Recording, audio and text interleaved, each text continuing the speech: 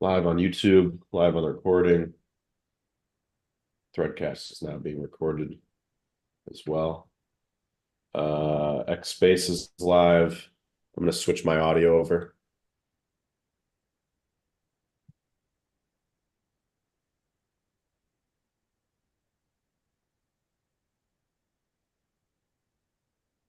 Oi. All right, we're live everywhere. Alright, that. Mitch, can I get a audio check? I'm thinking I should be good. Everything looks correct. All right, cool. Yep, I hear you everywhere. Uh, Eric, you ready for audio check? Wow, we killed the monthly active users in August, but more on that in a few minutes. Nice. Cool. Got you loud and clear. All right. I think we're all good. Everything's being recorded. All the announcements are already out. We are good. I am opening the Threadcast. Already 86 comments. Nice. I'm gonna just browse a little bit to see if there's any questions. But in the meantime, Cal, do you want me to go over the final amount of users in August? Yeah, let's run us through those numbers and we'll discuss all the things related to that. So I'll make it quick because I know Kat has to bail in like 45 minutes or something like that. So the previous record on monthly active users was on September, exactly a year ago, September of 2023, and it was 1,652 users, and we closed August of this year with 1,712. So that was like 60 what? Yeah, 60 more users. That's a lot, considering that our user base is 1,700. So the threaders, we are over 1,050.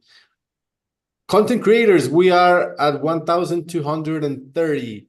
And that means that we killed the record of content creators by 130 users. So that's a lot.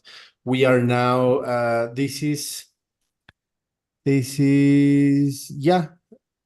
At one point, we had 1,200 monthly active threaders, and now we have 1,200 monthly active content creators. This is the best number we've had ever.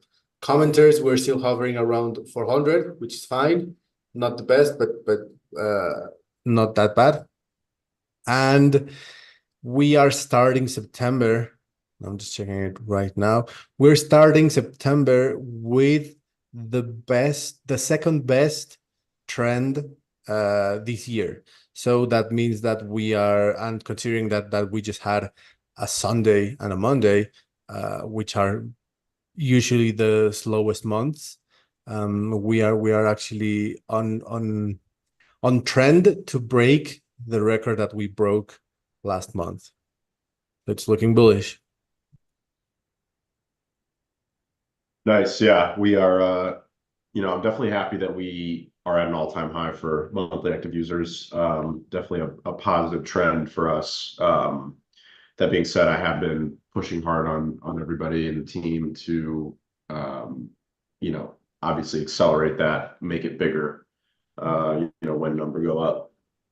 So yeah, the goal for September is a big stretch goal. It's gonna be really hard to achieve, but we're basically looking to double the user base by the end of September, and get to about 3,500 monthly active users. So it's going to take a pretty significant amount of work from everybody, not just the team, but the community as well. But now that we have the referral program in place, I'm just really confident that if we get the right momentum started, that this is not an extremely difficult task to get done. I really think that it's a feasible thing for us to achieve. You get with the referral system in place and essentially just getting all of you guys active in onboarding people. If every monthly active user we have now onboarded one more monthly active user, we would be at 3,500. by the end of this month, which is, in my opinion, just easily achievable. And I've seen a few referrers that are bringing in, 50 to 100 people on their own. So I think it's extremely possible. Obviously, like I said, just a lot of work needs to go into that. But, with the platform running very smoothly after all these bug fixes and just constant feedback loops. And then now, we've got shorts and the platform is really at a feature complete stage. There's really no reason for us to not be growing MAUs very significantly. It's especially in the environment that we're in as well, in terms of crypto, in terms of users in the space and attention on the space in general.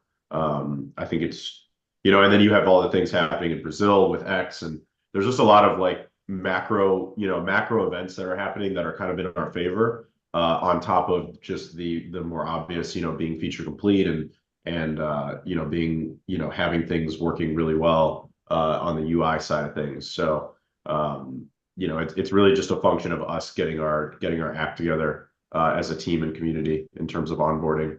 So with that said, the referral system, I think is going to be a key driver in all of this, in my opinion. And speaking of the referral system, so we've been working on an update for the referral system, and this was requested by some people in the community, and then the ops team was telling me too that it would be a good idea to do something like this. So we've been working on an update that should be live. I think it'll be live by tomorrow, if not Thursday. But essentially what it is, so we made some small changes to the way that you can do referral tags. So essentially what you'll be able to do is you can share links to like blog posts. Like you can share not just the sign up page, but other links. So like, for example, if you share one of your blog posts on X, it'll count as a referral link.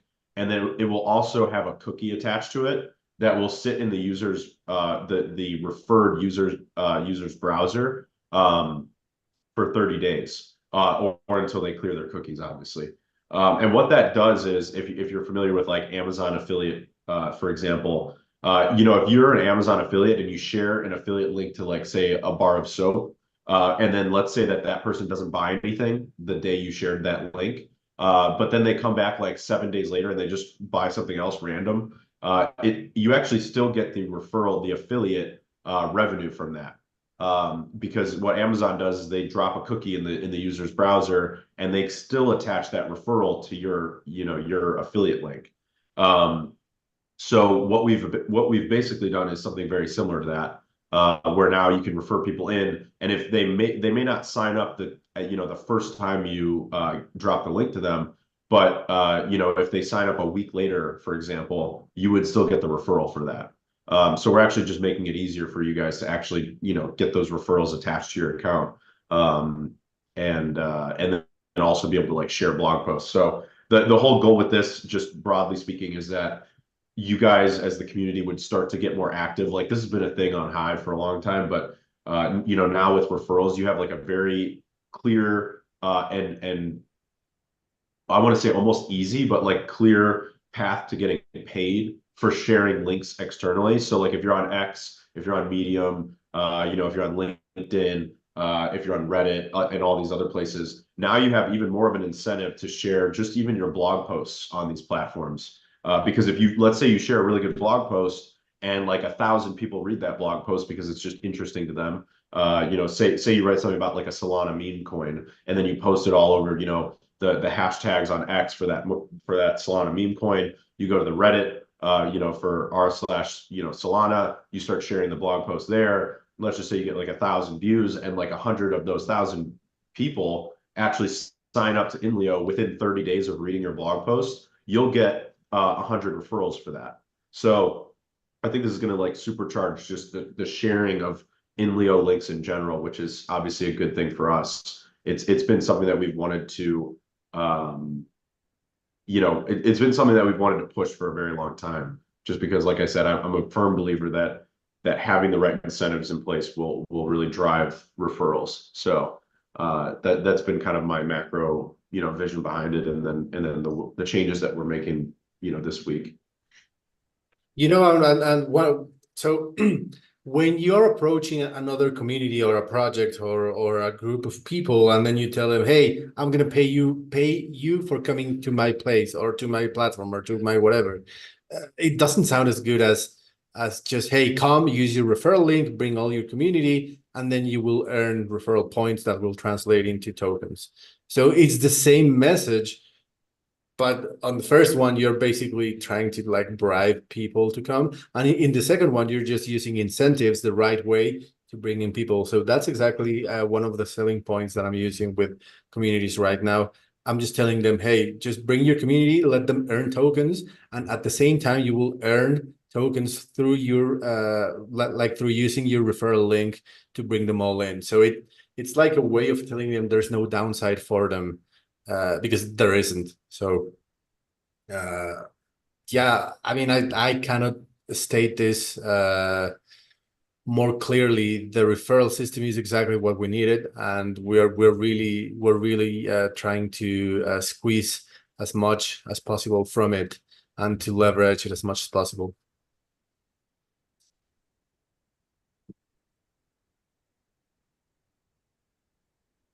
Yeah, 100%. I think there's a lot of leverage points for this referral system, so it's really up to us to make the most of it.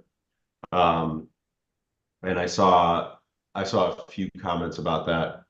Self-help for trolls said, "I hate sending a referral link that looks like a referral link. Everyone thinks it's a pyramid scheme." It's kind of related to what Eric was just talking about, but yeah, it's I mean, referrals are definitely a big thing just in general. But yeah, in crypto, everybody's kind of more wary of things like referrals and just links in general. So yeah, I agree. I think it's going to be really cool to just be able to like share a blog post, and then if that user happens to just kind of poke around the UI, and then ultimately land on the sign up page, and then they sign up, you would still get that referral. So yeah, I definitely think it's going to have a positive impact in general, and it kind of gives you guys just that a lot of people say, like, how do I get more referrals? How do I grow my referrals? And I mean, everyone's going to have a different approach to that. But at the end of the day, if you can simply, start building your presence on these other platforms and then share INLEO blog posts and INLEO threads, and now you can share your shorts, which we'll get into, but you can share all these different pieces of content, and simply by, building your brand, sharing your content, you're able to, also earn referral rewards. So we're really just giving you guys more ways to earn rewards on the blockchain.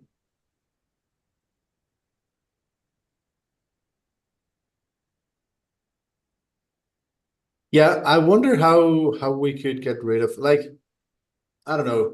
Of course, the link right now is just inleo.io /ref equal / blah blah blah. So is there a way to make I don't know, to make a cleaner link without it ever losing the purpose of the link? I don't know. I'm just thinking out loud of because yeah, I mean, it is true that referrals in crypto are kind of like, you have the sign up question referral. Well, when you share when this update goes live, you'll be able to just share a blog post link. So, the blog posts obviously have like their permalinks, and that's just the way they are. But yeah, there's not going to be any like referral tag added to the end of it. So it'll just be any link that you share is automatically tagged with your referral code. So yeah. Okay, makes sense. Nice. Lost the threadcast.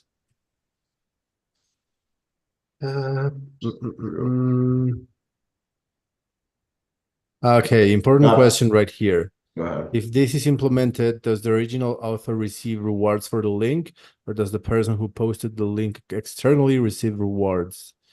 I guess it would be the person who shares the link, right? Or no, because the link, the permalink, would be literally linking. It's tied to the user that created the blog post. Yeah. So yeah, it's actually kind of interesting, but yeah, it's because we're using the blockchain to do it. So it's tied to whoever created the blog post, not who's sharing it. So essentially, it gives the author another way to grow. Otherwise, you can build your brand, and then you can obviously share links to other articles on the platform. But then you are building referrals for those other authors, which is still valuable for you as a, you know, as a Leo stakeholder. So obviously still a good thing to do, but yeah, it does trend back to the original, it tracks back to the original author. So Yeah, makes sense. Taskmaster asks how many threads for the month of August. Eric, I think it ended at like 104,600 or something, but you probably have the exact number. Yeah, 104,000. Well, yeah, 104.9. So 104.9 thousand. yeah, almost 105,000. Nice. Oh,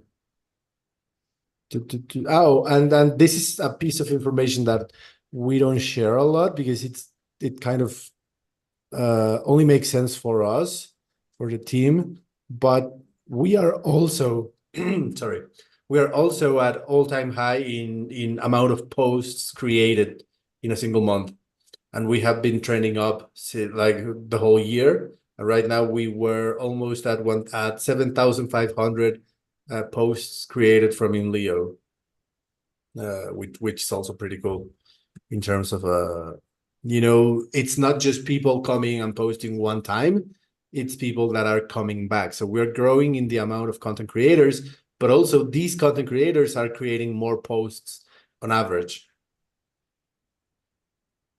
Nice. Yeah, I definitely like to see the long form, the total content creators and the number of blog posts increasing. You know, that's really good for a lot of different reasons. A big one, obviously, being that you know, it grows the presence of the platform on search engines and in other places as well. Yeah, exactly. And Taskmaster just posted an update for thread growth. So in May there were 63,000 threads, June 90,000, July 103,900, and August 104,900. So we only had 1,000 more threads from July to August, which is actually kind of surprising because we had so many more users. So that being said, when, like what Eric just said, when you look at some of the other stats like content creation, you know, long form, and then obviously we just introduced shorts. There's definitely other ways to make content than just threads now, but yeah, definitely should look for some more growth. So he said the goal is 125,000 for the month of September, which I think we can easily crush.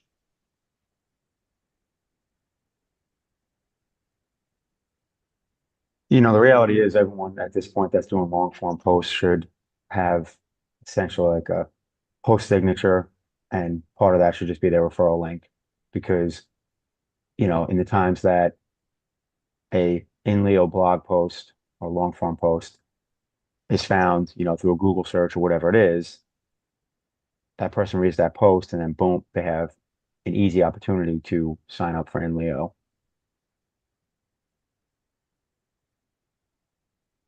Yeah, exactly. yeah, And with the right call to action, and Cal, we spoke about this, I think on Friday or Thursday, with the right call to action where people just read the post and then at the bottom or maybe in the middle, hey, do you like this? Do you want to earn tokens? Do you want to be part of a community that writes about these kind of things? Join us and you know, earn. That could be a good prompt. I mean, we have to think about the specific prompt, but you know what I mean. right.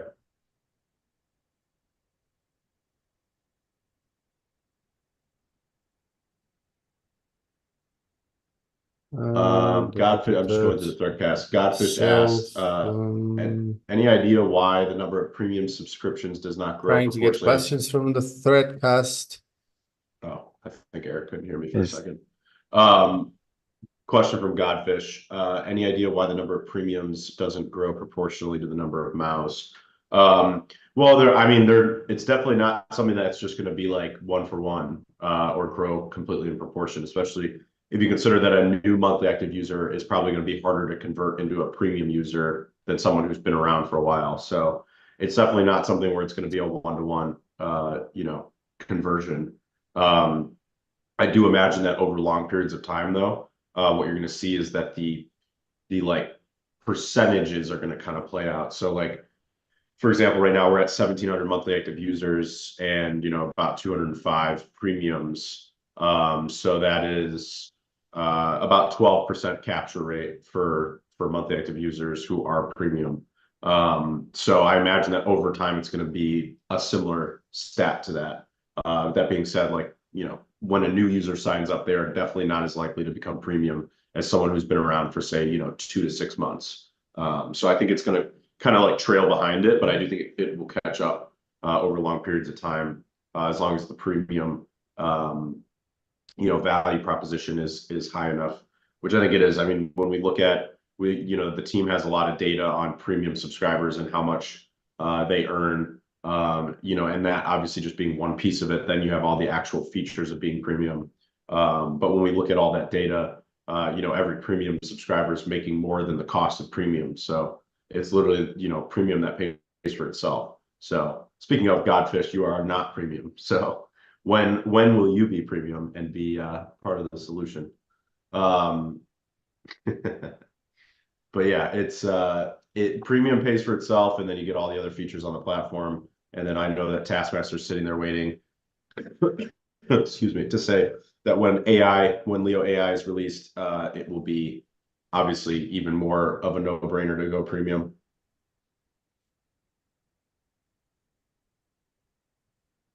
Yeah. Cool idea from dude, what the hell? Self-help for trolls. We should automatically set rethreads to 50% or 70% beneficiary to the original author. Oh, that's nice. I mean, maybe 70% is too much, because sometimes you just share something because you're pushing a narrative and you're using other people's content to push your content. But maybe, I don't know, from 30 to 50, probably. I think 30 would be better. I mean, that's just my opinion.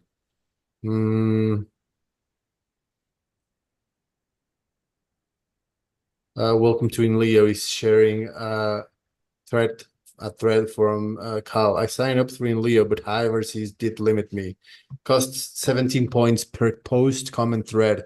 That's 5.88 posts. Then you're out of for 5 days, and editing the profile costs too. Well, I mean, the plan is for people to, like, as long as you're using INLEO and you're running out of RCs, the bot will redeploy RCs to you if it finds out that you are running out of them. Of course, Yeah, this is not actually, ready, I but replied to him over text, but I just told him I don't think he signed up through whoever is having that issue is not signing up through INLEO, because our dynamic system has been live now for a few weeks. So if you start running out of RCs, it actually just delegates more to you. yeah. Can we please get notifications for when someone rethreads our threads? That could be done.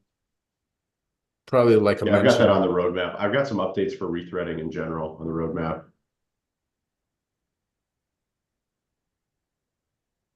Nice.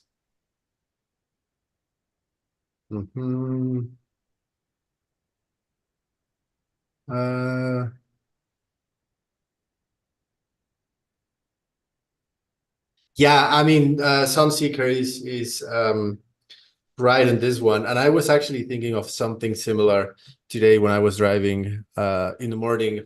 I was, you know, I hate Spotify and Apple Music and all of that, because the thing with these new services, I mean, the trend the past 5 years has been, I will create something amazing, and then I will make the free experience as shitty as possible. So you have to pay me to get the free ads or the premium experience. So instead of giving the paid version a better user experience, they make the free version as shitty as possible. So right now in Leo, the you know, the free version, or the normal version, you could call it, is as good as the premium one. It's just that the premium one has more features, but it's not like you're getting a bad experience, or you know, being slowed down or not being able to do a lot of things. Like, you can basically have a normal life using like freemium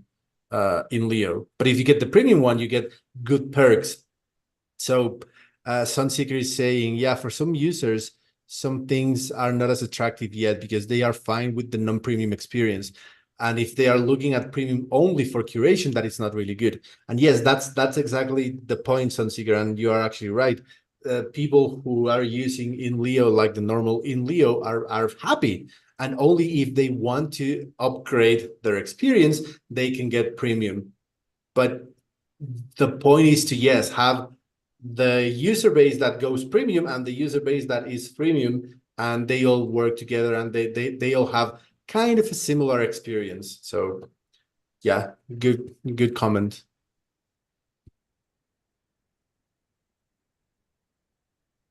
Ahmad Manga asked, will linking to shorts and threads make a referral as well? And yes, any content on the platform will count as a referral. So if it's a short, if it's a thread, if it's a blog post, it will count as a referral to the original user who created it. So yeah, that's how the new referral linking will work. Because right now, basically, it just only works if you use that very specific referral link to the sign up page. But with the new system, it will work on like content being shared, and then it'll, like I said, drop that cookie for 30 days, and then if they come back, like if they browse around the UI and then like come back a few days later and sign up, you'll still get the referral for it. And by the way, it also updates itself. So like, let's say that Taskmaster shares a blog post on X, and then someone comes to the UI and they like poke around for a while, then they leave. Then let's say that like Mitch goes out and shares another link on X to a different blog post that he wrote, and then that same user or that same person clicks on Mitch's post and then signs up after clicking Mitch's post. Then Taskmaster's cookie actually gets deleted, and it's Mitch's that's the most recent. So Mitch will get the referral, not Taskmaster in that case.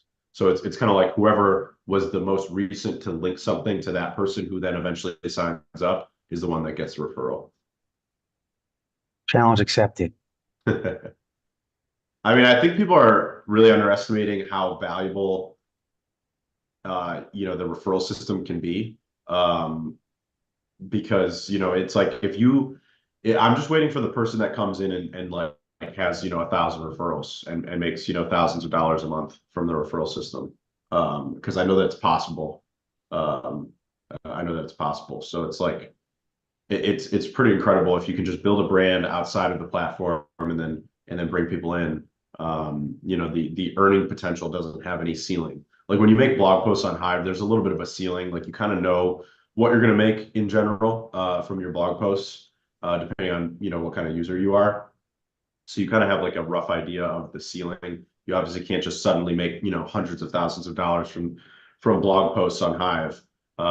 And that being said, there's no ceiling on like referrals. So you could actually suddenly make hundreds of thousands of dollars from referrals. It's really just a function of how many people can you onboard and retain.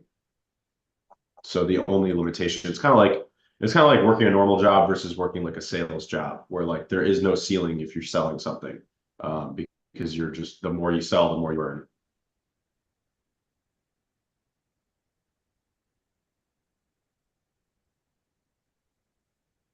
Anisa said, I think there should be options to buy INLEO Premium with other cryptos, not just HBD.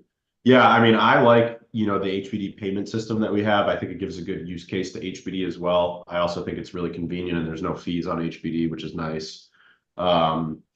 We also, the premium system works on the Hive blockchain. So if we created another payment system, we'd have to essentially build it, from the ground up that reads from whatever other cryptos are being accepted.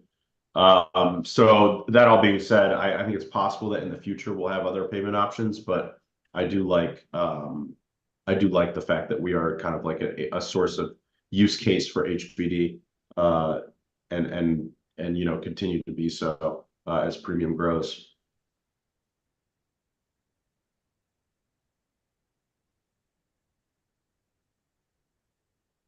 Yeah. Wait for the time when millions of people rush into crypto again. Yeah. I mean, it's gonna be once so the thing is, when we start seeing again the bull market bonanza, and people just trying to find ways to make more and more and more. Yeah, there's going to be a lot of people coming to a lot of platforms, not only in Leo. So we are also going to have a lot of, barriers of entry. So people not just farm the referral system. I mean, a user is a user, but, yeah, I mean, bull markets are just crazy, crazy, crazy. Big Van is asking, how can one withdraw or have access to referral rewards? I think you explained this couple of AMAs ago. Yeah, it's when you've earned enough referral rewards, a claim button will appear there, and then you can hit claim, and then you can and then it will basically put a custom JSON on the blockchain to our referral system and say that you want to claim. So it's like claim underscore reward. And then after that, then the referral account sends you Leo. That being said, nobody's earned enough to get the claim button yet. So yeah, you gotta. I haven't really seen. I think Sunseeker has the most active referral account, and even that one is still under like 2,000 Leo, if I'm remembering correctly.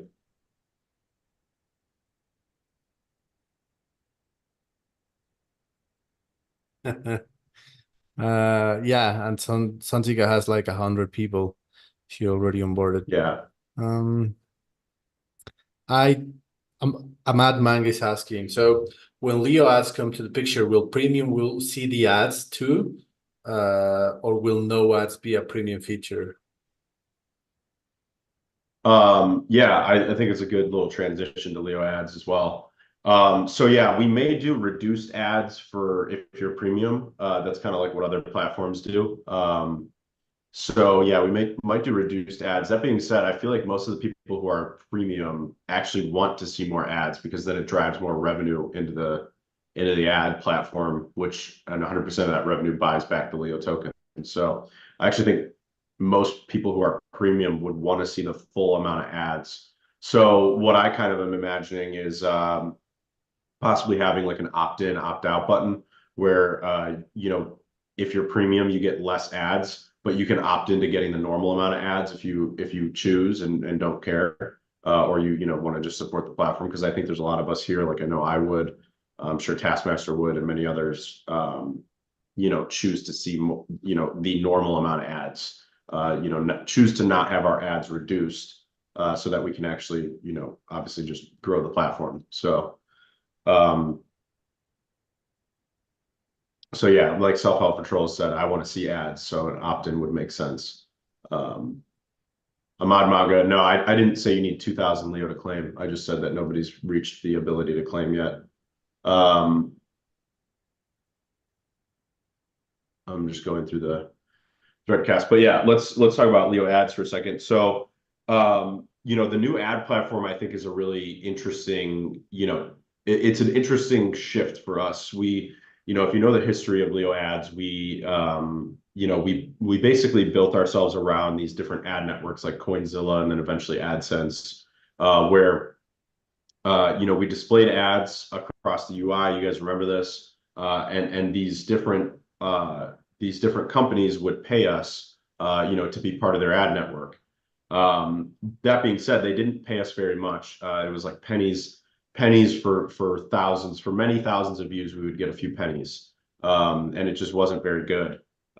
So, we left it there for a long time and it only ever made like a few $100 a month, like at peak. It really was never anything, crazy. And then when Threads came out, it obviously grew a little bit, just because of the nature of Threads brought a lot more page views and click-through rate. But the problem with that was that these ad networks, and even Coinzilla, like they didn't, they're obviously a crypto ad network, but they still, questioned us on our traffic and questioned us about a lot of things. And then AdSense was completely distrusting of us. Like they would disqualify like 80% of our traffic, and basically just say that they couldn't verify it. And I went back and forth with them for a very long time trying to figure that out. Ultimately, I just decided it wasn't worth it. It wasn't worth making anywhere from like $100 to $300 a month from ad revenue, to essentially like slow the platform down and have these ads that don't actually look very good, you know, because we didn't have any control over what the ads looked like. So, you know, we just had to use their kind of predefined code and try to make it look as good as we can on the UI. So I just wasn't happy with all of that. So that, you know, I always talked about how one day, you know, as the platform grew, we would build our own ad network platform that looked a lot like Facebook ads or, you know, Google AdSense, you know, or Google ads from the, you know, advertiser perspective, you know, Instagram ads or even X ads, you know, they all have their own ad platforms. So they don't use ad networks to do ads. If you look at these social media platforms, they all have their own in-house ad manager. So what it allows people to do is, you know, it allows companies and individuals who want to advertise, you can essentially go to this ad manager page in this dashboard, you click, you know, launch a campaign, and then from there, you essentially it walks you through step by step. You know, put a title, put a description, put an image, put a video. You know, it gives you all the dimensions and the formatting and how to make it look great. It gives you a preview of what the ad will look like, and then you can set a budget and you can set a timeline. So you essentially set, like, you say, I want to advertise for 30 days and I want my daily budget to be $10. So that's obviously, you know, $300 total budget that's spent every day for 30 days. So, you know, it's exactly how the entire design behind this is modeled after what all the other social media platforms do, which, you know, you go to Facebook Ad Manager or X ads, like I said, and it looks exactly the same as what I just described. So anybody, once this goes live, you know, my timeline for it, my deadline with the development team is to have it live by September 15th.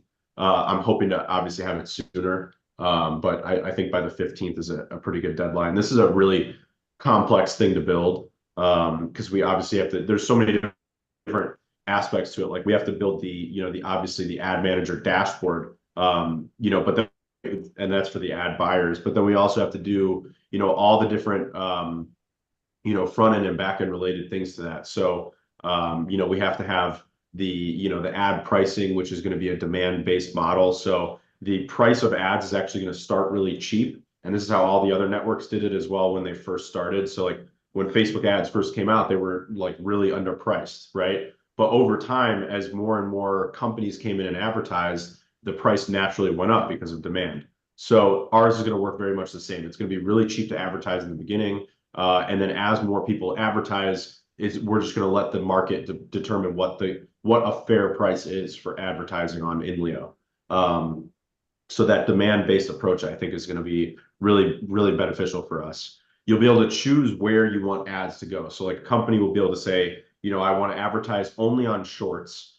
So when you're scrolling the shorts feed, you know, they may upload a video and then they can, while they're scrolling, you know, every like 4 or 5 videos, it's going to show a full page ad in the shorts feed. You know, if you've ever used like TikTok or YouTube Shorts or whatever, you know exactly what I'm talking about. But it'll show a full ad and the video ad from whatever company, you know, paid for that ad space. And then if you click on the screen anywhere, it will take you to the, you know, whatever ad link they provide. So you'll be able to choose where it goes. You'll be able to choose your budget. It's very custom approach for anyone that wants to advertise on the INLEO UI. It also means that there's no middleman. So a big way that we lost, you know, potential ad revenue, you know, when I plugged in our traffic to, you know, different platforms that would estimate how much you'd earn from ad revenue, you know, it was saying that we should be earning anywhere from $10,000 to $20,000. And this was this was, you know, what, 7-8 months ago when we were still using AdSense. You know, it was saying that we should have earned north of $10,000 a month based on our traffic. We were earning, you know, literally a fraction of that. And the reason why is, you know, for some of the reasons I talked about, like they disqualified some of our traffic. You know, they obviously, being in crypto, Google's not very crypto friendly. So I think that's a big reason why they disqualify the traffic. And then also when you have an ad network, you know, the majority of the money that advertisers pay goes to the network. And then as a publisher is what they call you, which is what INLEO would be in that network. You know, they didn't pay us very much. Like we got some small percentage of whatever was left over after they disqualified our traffic. So by having our own native ad manager, we keep 100% of the ad revenue. So obviously, like a company comes in and they pay $1,000 to advertise for a month on INLEO. That means that $1,000, there's no fees anywhere in that equation, is paid directly to the LeoAds account, and that is ad revenue for the ecosystem that eventually buys the token back. So that I think that's just a much better approach. I've always thought that way, and I just wanted the platform to be bigger and more feature complete before we built this out. So you've got this ad dashboard, you've got the demand-based pricing model, and then we obviously have to add the ad code into all the different feeds. So there's going to be different styles for ads. So like you guys remember, like there's ads in between threads. There'll be ads on the side. There'll be ads on blog posts. So and then obviously you have the shorts one I just described with video ads. So there's going to be a lot of different ad types. So you'll be able to make like these custom campaigns, and you can say, well, I want to make an ad for shorts, I want to make an ad for threads, I want to make an ad for blogs, and then you design them all differently. So that is going to be a good part of it. And then there's also going to be an ad approval system. So this is something else that I wanted to do, which actually allows you guys as the community to determine which ads can actually get displayed on the interface. So when someone uploads an ad, and this is like the beauty of Web3, and this is why I really love our team's approach to everything. You know, a normal platform like X or Facebook, they basically have an ad management team. And when you upload an ad, it gets submitted for approval, right? So it doesn't instantly just get, you don't submit an ad and then it instantly goes to X or Facebook and starts showing up in feeds. There's like an approval process where essentially, this centralized team has to look at the ad and say, okay, this ad, obviously like isn't pornography or isn't gambling or whatever that they don't allow. They have to determine that it follows the guidelines of the UI, Facebook X being the example, before that ad will get shown.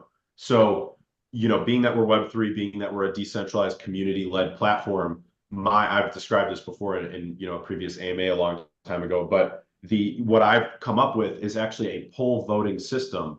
So when someone uploads an ad, like let's say a company comes in, they upload an ad, it gets submitted for approval. So then they have to wait for it to get approved.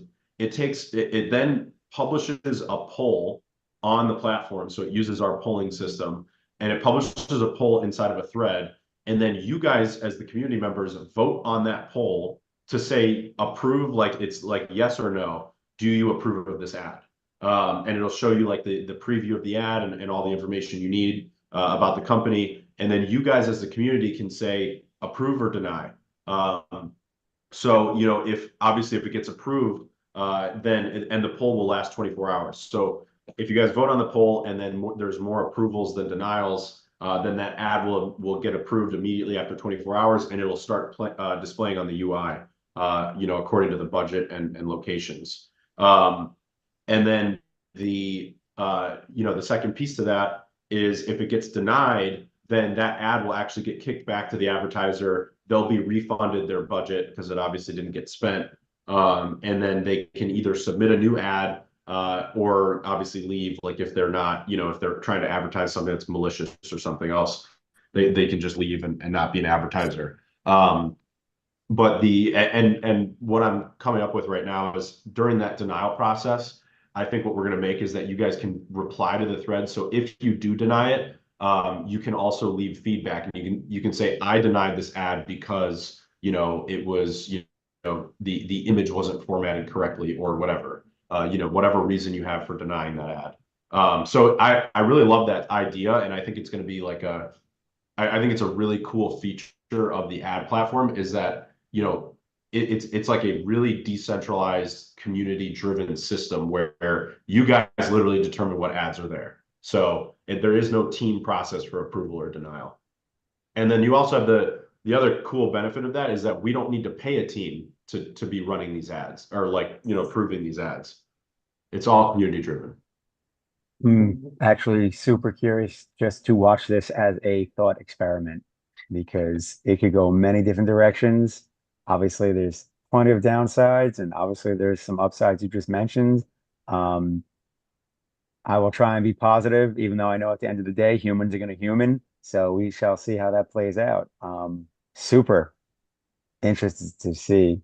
how it Yeah, well, ends and up working. it's gonna be stake weighted as well. So you know, if like let's say someone spins up, like an advertiser could come in and like spin up 1,000 INLEO accounts and then try to get like a malicious ad approved.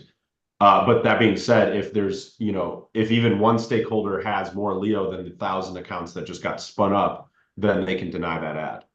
So So we, so what you're saying is, if I stack enough Leo power, I can then run ads that say, "Cats are the best, dogs suck," and no one can in do anything theory, about it. yes. In And then theory, I'll get hate, yes. hate, hate, hate. Yeah, in theory, yes. No, that's Um, interesting. Decentralized approval, essentially. I always worry and think about the, kind of the too many cooks in the kitchen type of theory, and just everyone's got different opinions on, what's kosher and what isn't. So that's going to right. be super interesting. Yeah. Yep. I'm getting my popcorn. It should be interesting. Excitement is guaranteed. Success is not. There you go. But Well, I do all you think need it's is gonna be excitement. successful. Listen, people don't want to be educated. They want to be entertained. All right. The key is to do, edutainment. Entertainment. That's the holy grail. I like that. Edutainment. I had never heard about that term at all. Really I mean, I understand Interesting. it, but I can't claim I made it up, but I've been saying it for a long time. I heard it elsewhere. I Actually, I heard it. Yeah, I think the first time I heard it was from a old school rapper. So I think he said it sometime in like the probably late 80s, early 90s. Nice. I was thinking, going back to the topic. Uh, so Kyle, I was thinking that maybe we could offer to the team some communities that I am reaching out to, so that they bring in their community and leverage the referrals, etc. Blah blah blah. Can we also tell them we have a test for an ad module, and we want you to test it for free, and that's going to be part of our collaboration efforts because we're going to give you visibility to 1,500 users. Blah blah blah. Is this something that could be done in the near future? I think what you could do is just give them an ad credit. You could just say, here's $100 to spend on the ad system. And that's how I would go about that. Okay, yeah, makes sense.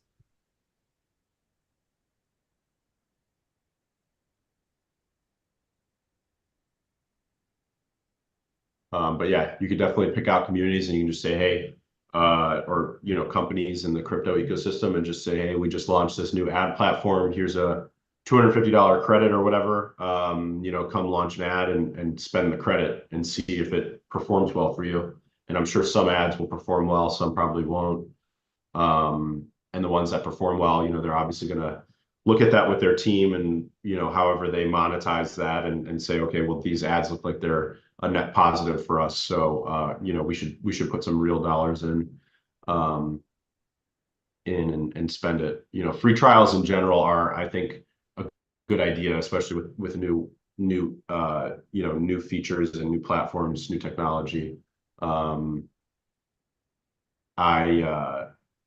speaking of that, I also have something designed for the for the premium system where it'll also tie into referrals. But for premium, I have an idea for tying in the ability to have a 14-day free trial for premium. So I spoke with Eric about that over DMs because we've got a cool way to tie that into both referrals and then also with retention and retaining people inside the ecosystem. So we're gonna have that live probably by the end of the month, I would say. But yeah, you'll be able to do a premium free trial, but you only be able to do it once per Hive account. Um, so yeah, Morty asked a good question. Will there be a discount for ads for premiums? So no, not for regular premium accounts, but we are eventually going to add premium organization accounts, kind of like what X did. And what my plan has always been for that is, X did this thing where you could create a premium organization account and they charge like $1,000 a month for it. But then they also gave you $1,000 a month in ad credits to spend on the X ad system. So I actually think that's kind of cool, kind of a cool idea. So I think it's very likely that we'll try to do some kind of organization premium account, and then with that we'll have like an ad credit. So I like the idea that we have like for individual users, it's like premium that pays for itself. But then for like premium organization accounts, it'll still be premium that kind of pays for itself, but in a little bit of a different way by giving you the ad credits that you can then spend. So I think that'll be kind of an interesting approach. We'll see if we can leverage it into getting some premium organization accounts running for different companies and communities.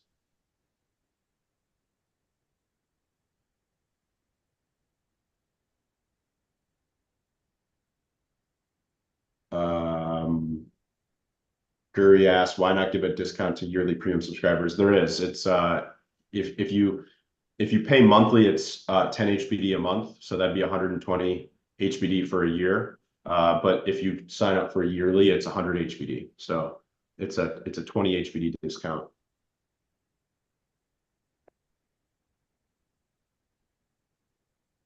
Yeah, I think organization accounts could do pretty well. And I think it also could bring communities and companies into the ecosystem. I saw a question from Godfish. How would you invoice advertisers? A company needs invoices and many cannot pay in crypto. That's not true. There's plenty of companies that don't need like legitimate, but they don't need like an invoice. That's just not true. I would say that's a function of the Web2 world. And if they can't pay in crypto, then they can't advertise on INLEO. So it's that simple. So there's, you can't cater to everybody, frankly. So, we'll cater to the people that are able to work with us. And if they can't work with us, then they can't work with us. There's plenty of money. I don't think any of us can deny that there's plenty of money in the crypto ecosystem. We don't need to go outside of it. You have to have some kind of target. Yeah, we need to have a target demographic. If you're not targeting a demographic, then you're not targeting anybody. Yeah, exactly. So, yeah. Yeah. Your customer is everybody, your customer is nobody. Exactly. Unless you're Amazon. Yeah, unless you're Amazon, you got trillions of dollars to play with. And everyone's your customer because everyone buys stuff and all the stuff is on the Amazon. Stuff. But even Amazon started as a bookstore. So you got to start somewhere. You got to start somewhere. I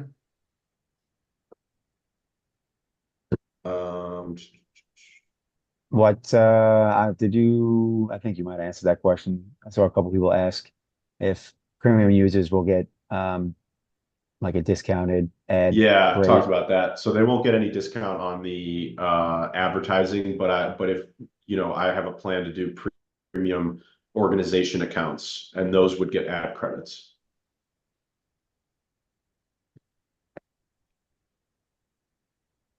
The advertising system isn't necessarily like, not to say that a user may not have something that they want to advertise, but it's mainly targeting companies, targeting people that have a product to sell of some kind, or like maybe like Mitch has an ebook, and maybe he launches an ad to sell his ebook, and it links you obviously to that.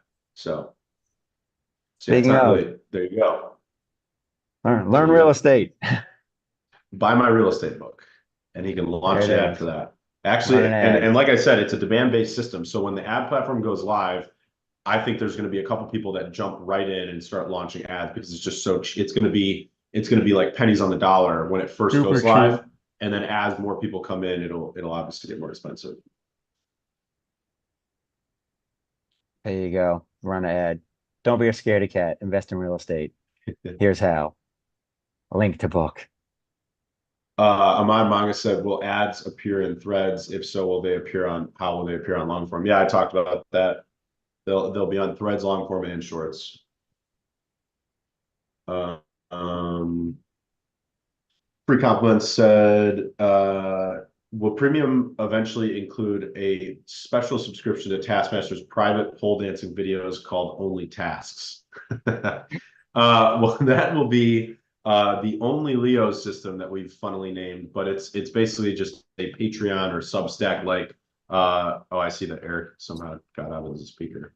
It'll basically be like a Patreon or Substack like feature where authors like Taskmaster will be able to have private subscribers, and you'll have like a private shorts feed, a private threads feed, a private blog feed.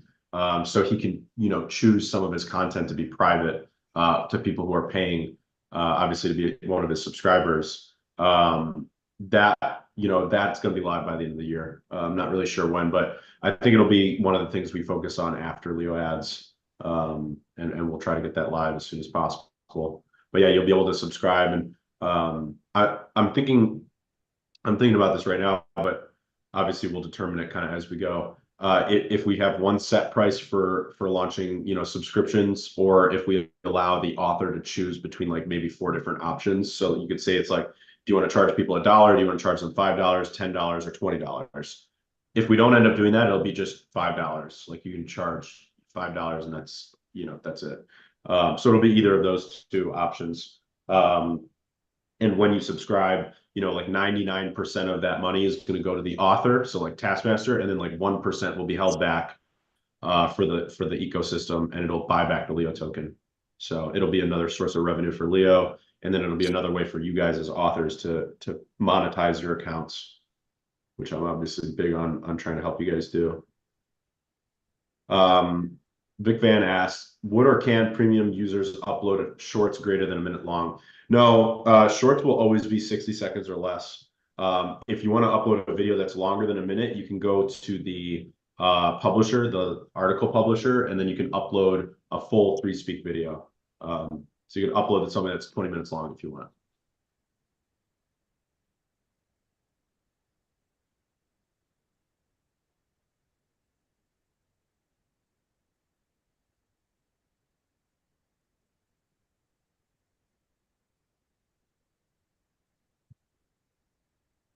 I got kicked out of the space. Glad I'm Yeah, I back. saw that. I just got you back up. Yeah, I think that probably, like, if it's too much of a trouble of an issue to have the 4 tiers, maybe we could just have 2, because having one kind of forces everyone to deliver at the same rate, or you're kind of a little bit pressured, or like you feel pressure, or you feel like you have to deliver something. But if you could have like just $1 or $5, maybe that would be like, if I were to choose, I would choose between the 4 options or the 2 options, not just have the plain $5 one. Yeah, I think when and I've got a GitLab issue for this. But yeah, as I get the designs more finalized, this is why I've been publishing things to GitLab before we actually start developing them, because I want you guys to give more feedback on things like that before we actually get to the development stage. So that's definitely the goal with the GitLab stuff. Nice. Yeah. Godfish is asking for stats on shorts. Oh, I was just reading that. Yeah. Yeah. We I'm got to gonna talk pull about some. that and figure out how to get more stats. But Taskmaster's got the total count of shorts. But yeah, I don't have any other data than that right now.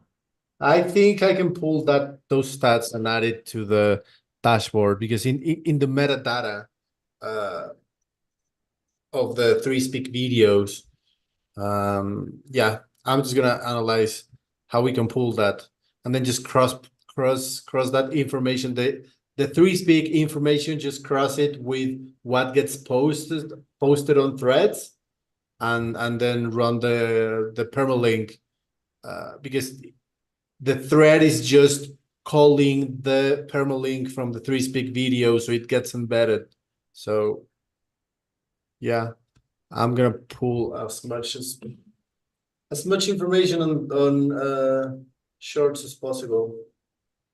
Yeah, you should also be able to tie into their APIs, get some stuff from there. Yeah.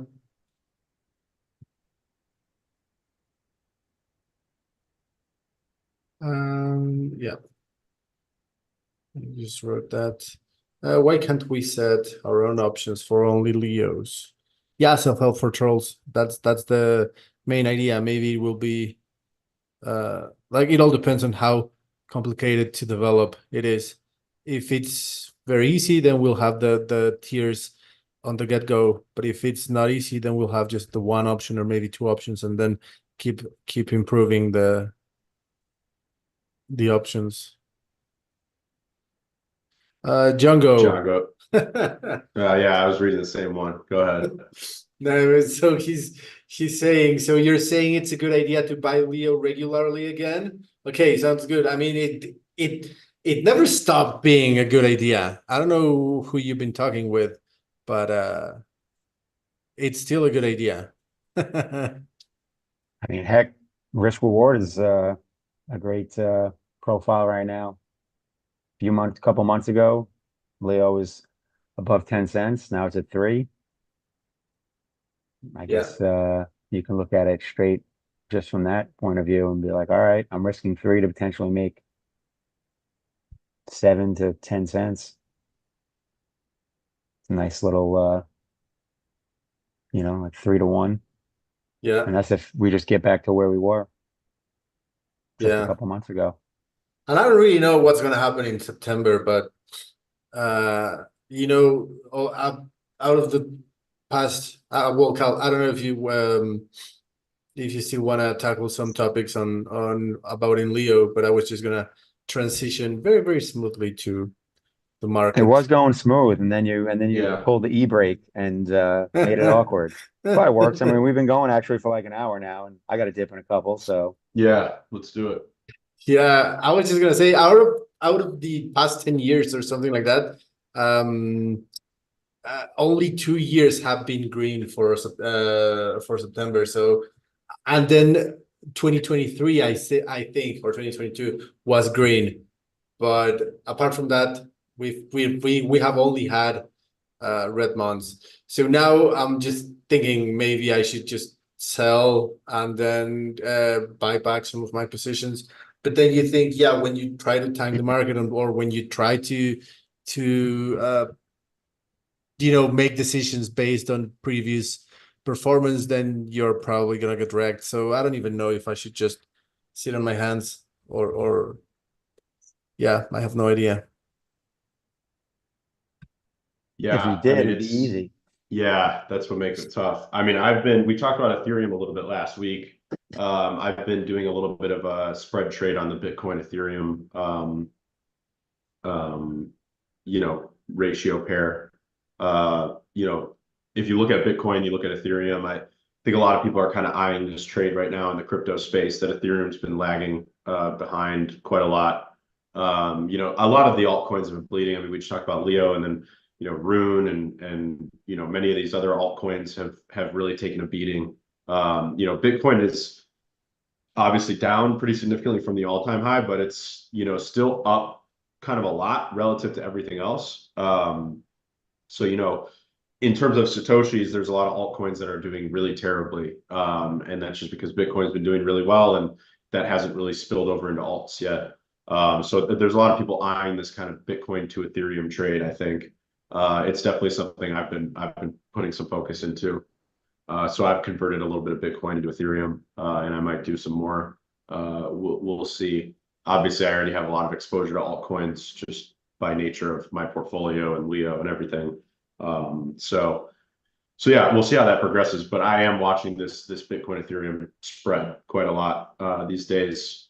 And yeah, well, I mean, we'll see what happens market wise. I think everyone's waiting for these rate cuts. So we'll see what happens with that. But the macro environment is extremely interesting. You still have a lot of people saying that we're in a recession or on the verge of a recession, and just a lot of fear in the market. That being said, you also then have a lot of people saying that a rate cut is imminent, and actually not just one, but many. I was talking to someone that was saying he thinks there's going to be like 8 rate cuts, very in quick succession. So we'll see. I don't know. That everybody's got their own theories and speculations. I obviously position my portfolio for the long run and just put it in things I believe in. And then, like I said, I mean, I'm rotating some Bitcoin into Ethereum. That doesn't mean I'm not going to have any Bitcoin anymore, but I believe in Bitcoin long term. I believe in Ethereum long term. I believe in Rune long term. I believe in Leo long term. I believe in Hive long term. And all these things performing well and being around, 5 to 10 years plus from now. Like I don't think any of the things I just mentioned are going to be gone in 5 to 10 years, and I think that they're going to grow. So, positioning my portfolio in those things has always been my strategy.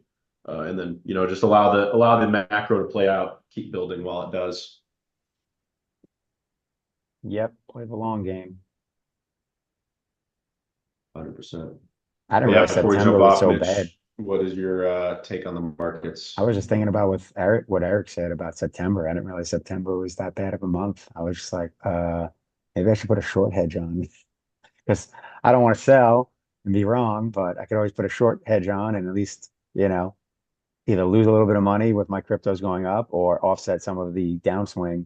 Um, I wasn't even thinking about September. My focus has been actually the US election. Like I 100% am putting a short hedge on leading into the election because if, and I could be wrong, but I think if Trump loses, we're going to see, even if it's just a 1 day, hard dip or whatever, but I think we'll see a sell-off.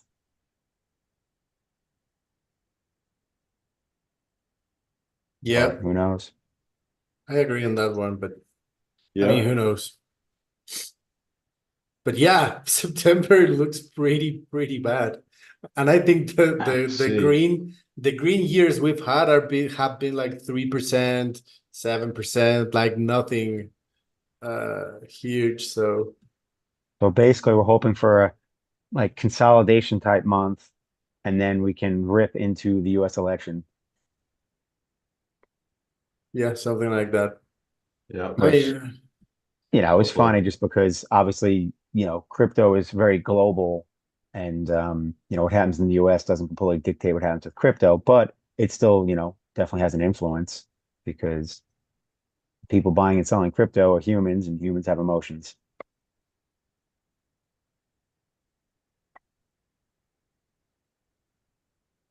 yeah.